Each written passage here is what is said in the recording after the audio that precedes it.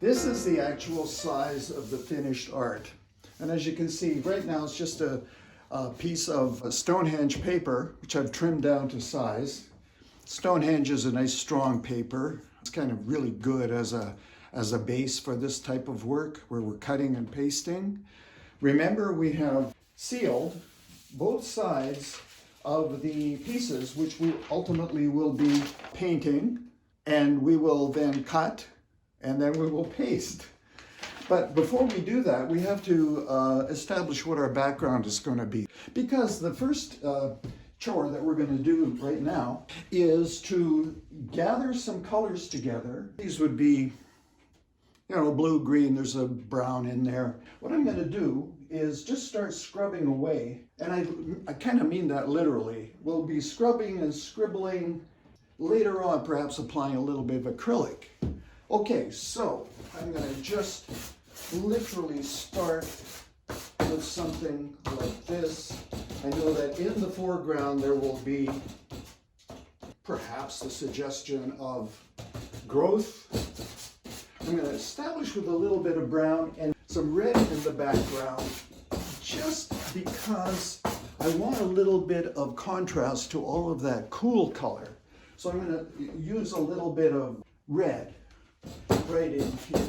And I know that this area is going to be glued over, so is this area, and so is this, and fine also down here.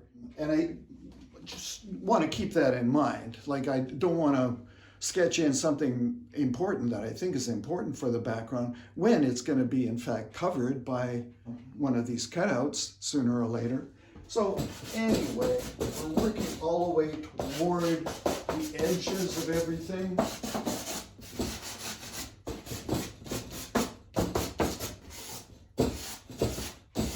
And notice, by the way, that as I am applying this color, this board behind me, this is just an old piece of foam, and I like it because it's light. It's very light. And I can turn it easily if I want to.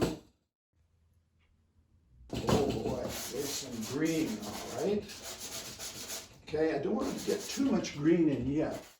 So maybe a little bit of a lighter blue at this point. Okay, so I'm just kind of doing all of this right now.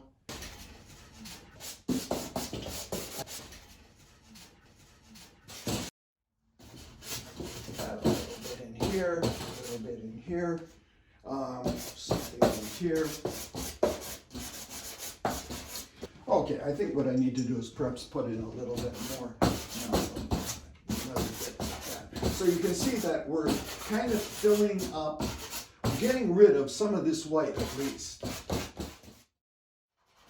Also kind of want to work deeper into the paper because, as you can see, working with pastel, particularly over white paper, you're going to get a fair amount of the white coming through. And sometimes you want that. Sometimes you want to use that to your advantage. But right now, I don't think I do. So right now, what I'm going to do is grab a piece of paper towel and just start smearing some of this stuff. Just bringing it, pushing the pigment into the paper.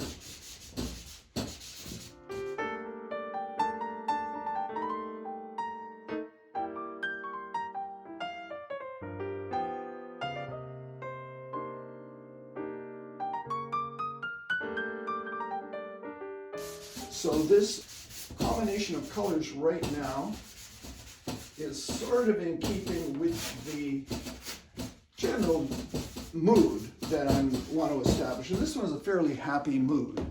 So let's just continue with this. All right, so here we have now to kind of bring in some neutral color. I'm going to use that with a medium gray. I'm going to just sort of knock that back with the gray.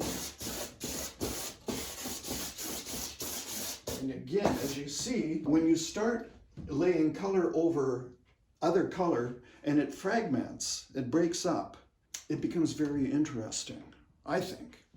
So anyway, let's just continue with more of that.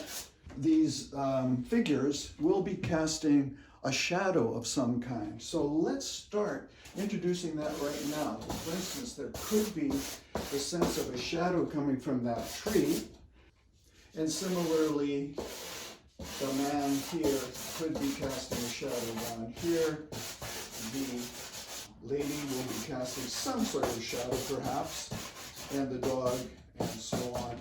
And now we're developing a little bit more depth in the foreground, and we're going to have perhaps a little bit more of that in the background as well. So we are establishing in the first stages, it isn't so much descriptive color, more of a basic mood. Okay, so we're going to use a little bit more of this. Push this back. Push this back.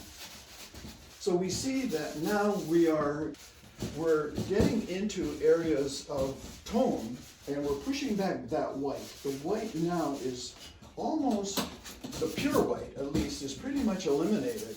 And I think that's what I want to have for the time being here. So what I want to do is, again, just turn the picture on its edge and see what could happen here. Again, this is all kind of vague and undefined, but at the back of my mind, I know that these people are grouped here, and if it's a sunny day, they will be casting shadows of some kind. Okay, so let's just see what that would entail. So we have a lovely blue. Now we could also be working another blue into that. And by the way, you'll notice I'm kind of now using the tip of the pastel. I'm not using the broad side only. So for that, I'm establishing some kind of a texture. So the texture is starting to find its place. And I think in the foreground, we're going to have more texture than what we are going to have in the background. I've added a little bit of pinkish tones to it. Still very much just chalk pastel on white. But now I'm going to come in with some acrylic. The colors that I've chosen are my beloved unbleached white, raw sienna, cobalt blue, and violet, and a green. So I've chosen all these colors because basically I'm going to be painting a little bit right now with a sponge. And the reason why I want to do that, again, I don't want to have a whole lot of control over what I'm doing. I'm not doing a lot of description. I'm not really drawing or anything at this point. I'm just sort of splashing around, having some fun, but also building up a background that is visually appealing. So I'll know it when I see it. So I have a couple of sponges here. These are natural sponges from the Caribbean. And if you look after them, you kind of keep them clean, they last for a long time, for years. I'm gonna get a bit of blue. The paint is quite dry at this point. I'm not adding water to it. I can always do that. But essentially I'm going to be working with a fairly dry application of blue right now. And again, I mean, just sort of add to what I've done here. You can see the color is sort of breaking up, and it has a certain identity. You can do all kinds. You can stroke it, get that kind of an action happening. It may end up looking like a big schmear. And you say, why did I ever start this? It's okay to get yourself into some hot water, because that's where the really good stuff comes. I've always felt that when I've done something and I've almost said, oh my God, why did I ever do that? Why did I make it difficult for myself, in other words? The answer to that is because the opportunity then arises and somehow the work gets a lot more interesting. So you can also sort of do some spontaneous work just with the just weird little bits and pieces like this. It looks like it's all kind of coming apart at the seams, and I wouldn't worry about that here.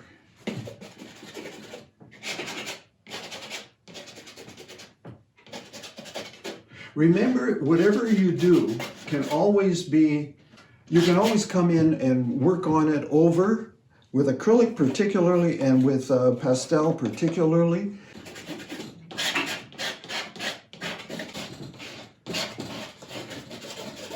keep modulating these smears.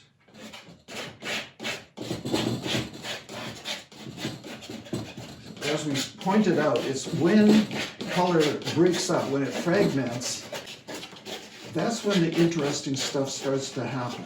I am very much a fan of frescoes and ancient paintings, and I love to see them when they're, hundreds of years old, and they've been suffering through the ravages of time. And I kind of like to reflect a little bit of that in my own work. So just going to go ahead and do that. And each time we do, by the way, we're knocking back that white.